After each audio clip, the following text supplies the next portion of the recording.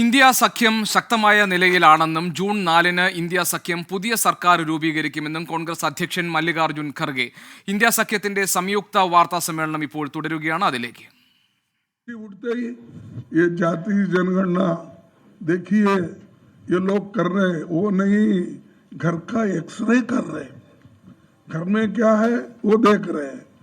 यहाँ तक भी बोले कोई प्राइम मिनिस्टर आज तक नहीं बोला, मैं तो नहीं देखा, सुना भी नहीं. आप बहुत से यंग लोग हैं, बूढ़े भी हैं, लेकिन उन्होंने ये बोला देखो आपके पास अगर घर में दो, अहमदाबाद में मैं भी था वहाँ, मैं दूसरी जगह भाषण कर रहा था, उन्होंने भी कर रहे थे. उन्होंने बोला देखिए तुम्हारे घर में अगर 2 भैंस है, एक मुसलमानों को देंगे. नहीं, आप सुने नहीं. अगर ऐसा प्राइम मिनिस्टर നമ്മളോടൊപ്പം ചേരുന്നു ബൽറാം നെടുങ്ങാടി. ബൽറാം, ഇപ്പോൾ ഈ ഇന്ത്യ സഖ്യത്തിന്റെ വാർത്താ സമ്മേളനം നടക്കുകയാണ്. AICC അധ്യക്ഷൻ മല്ലികാർജുൻ ഖർഗെ സംസാരിക്കുന്നു. എന്തൊക്കെയാണ് അദ്ദേഹം പറയുന്നത്? ഗോപികൃഷ്ണൻ, ലോക്സഭാ തിരഞ്ഞെടുപ്പിന്റെ 4 ഘട്ടങ്ങൾ പിന്നിട്ട ഈ ഒരു അവസരത്തിലാണ് ഇന്ത്യ സഖ്യം ഒരു സംയുക്ത വാർത്താ സമ്മേളനം ഉത്തർപ്രദേശിലെ ലക്നൌവിൽ വിളിച്ചിരിക്കുന്നത്. ഈ വാർത്താ സമ്മേളനത്തിൽ കോൺഗ്രസ് അധ്യക്ഷൻ മല്ലികാർജുൻ ഖർഗെക്ക് ഒപ്പം തന്നെ സമാജ്വാദി പാർട്ടി നേതാവ് Akhilesh Yadav, Congress general secretary KC Venugopal അടക്കമുള്ള നേതാക്കൾ പങ്കെടുക്കുന്നുണ്ട്. ഡൽഹി മുഖ്യമന്ത്രി അരവിന്ദ് കെജ്രിവാൾ ഈ വാർത്താ സമ്മേളനത്തിൽ പങ്കെടുക്കുമെന്ന് നേരത്തെ നിശ്ചയിച്ചിരുന്നെങ്കിലും പിന്നീട് അത് മാറ്റി വയ്ക്കുകയായിരുന്നു കെജ്രിവാളിന്റെ ഈ ലക്നൌ സന്ദർശനം എന്നുള്ളത്. പ്രധാനമായും BJPക്കും RSSനും എതിരായ വിമർശനങ്ങൾ തന്നെയാണ് അദ്ദേഹം ഉന്നയിച്ചത്.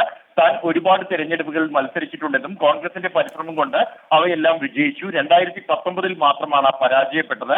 ഈ തിരഞ്ഞെടുപ്പ് രാജ്യത്തിന്റെ ഭാവിയെ സംബന്ധിച്ചിടത്തോളം നിർണായകമായ ഒരു തിരഞ്ഞെടുപ്പാണെന്നും ഇന്ത്യ സഖ്യം നിലവിൽ 4 ഘട്ടങ്ങൾ പിന്നിടുമ്പോൾ ഇന്ത്യ സഖ്യം മുന്നിലാണെന്നും ഇന്ത്യ സഖ്യം ശക്തമായ സ്ഥിതിയിൽ ആണ്. ജൂൺ 4-ന് പുതിയ സർക്കാർ ഇന്ത്യ സഖ്യം രൂപീകരിക്കുമെന്നും ഈ തെരഞ്ഞെടുപ്പ് ജനാധിപത്യത്തെയും ഭരണഘടനയെയും സംരക്ഷിക്കാനുള്ള തെരഞ്ഞെടുപ്പാണ് എന്നുമാണ് മല്ലികാർജുൻ ഖർഗെ പറഞ്ഞത്. ഒപ്പം തന്നെ പ്രധാനമന്ത്രി നരേന്ദ്രമോദി കോൺഗ്രസിന്റെ പ്രകടന പത്രികയെ വ്യാഖ്യാനിച്ചുകൊണ്ട് അതിൽ ജാതീയമായും മതപരമായും ഭിന്നിപ്പുണ്ടാക്കുന്ന തരത്തിൽ പ്രസംഗങ്ങൾ നടത്തി എന്നും അത്തരത്തിൽ വ്യാഖ്യാനിച്ചു എന്നും അദ്ദേഹം ആരോപിച്ചു.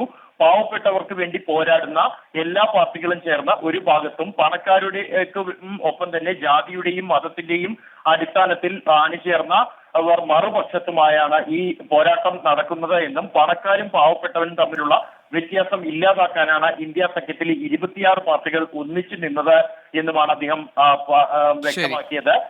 ഈ കേന്ദ്ര സർക്കാരിനും പ്രധാനമന്ത്രി നരേന്ദ്രമോദിയുടെ പ്രചാരണ ശൈലിക്കും എതിരായ വിമർശനം തുടരുകയാണ്. ഗോപികൃഷ്ണൻ. ശരി, ബൽറാം നെടുങ്ങാടിയാണ് വിവരങ്ങൾ നൽകിയത്. ഇപ്പോൾ ഇന്ത്യ സഖ്യത്തിന്റെ വാർത്താ സമ്മേളനം തുടരുകയാണ്. അതിന്റെ വിശദാംശങ്ങളാണ് ഇപ്പോൾ നമ്മൾ കേട്ടത്.